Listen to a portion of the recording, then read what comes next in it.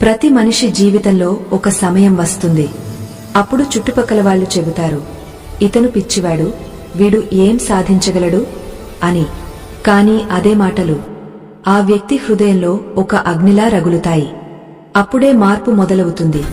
పేదవాడి మనసులో రాజు పుడతాడు. స్నేహితులారా, మీరు ఎప్పుడైనా మీ కలల కోసం అందరి చేత నవ్వించబడ్డారా?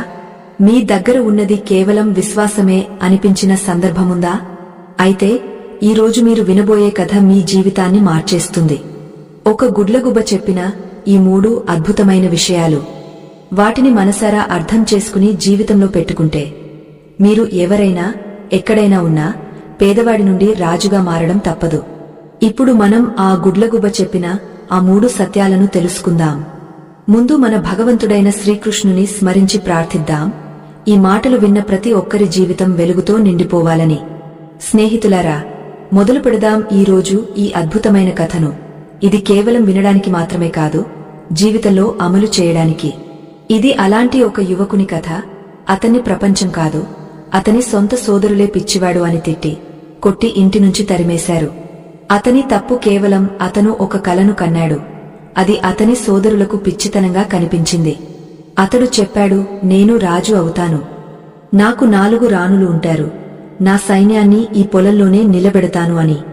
ఇది విని అతని సోదరులు అతన్ని ఇంటి దుర్మార్గుడు అని భావించి ఎప్పటికీ బయటకు తరిమేశారు. కాని ఈ కథ కేవలం ఒక యువకుడు రాజు అవుతాడు అనేది మాత్రమే కాదు. ఇది దానికి సాక్ష్యం. ప్రపంచం మీ పిచ్చితనం అని భావించేది, అదే మీ అసలైన శక్తి అవుతుంది. ఇది ఆ ప్రయాణం గురించి. అందులో అతడు ఒక మూర్ఖ సేవకుడు అయ్యాడు. దేవతల ఉచ్చులో చిక్కి చిలుక అయిపోయాడు. ఆ తర్వాత తన భాగ్యాన్ని తిరగరాసి 4 రాజకుమారికల భర్త అయ్యాడు.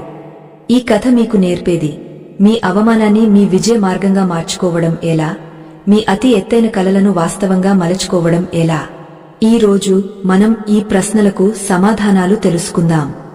ఇంటి నుంచి తరిమిన తర్వాత ఆ యువకుడు అవమానాన్ని, ద్వేషాన్ని తన ప్రధాన శక్తిగా ఎలా మార్చుకున్నాడు. దేవతల ఉచ్చులో చిక్కి మనిషి నుంచి చిలుక అయ్యాడు. ఆ బంధనం నుంచి ఎలా విముక్తుడయ్యాడు.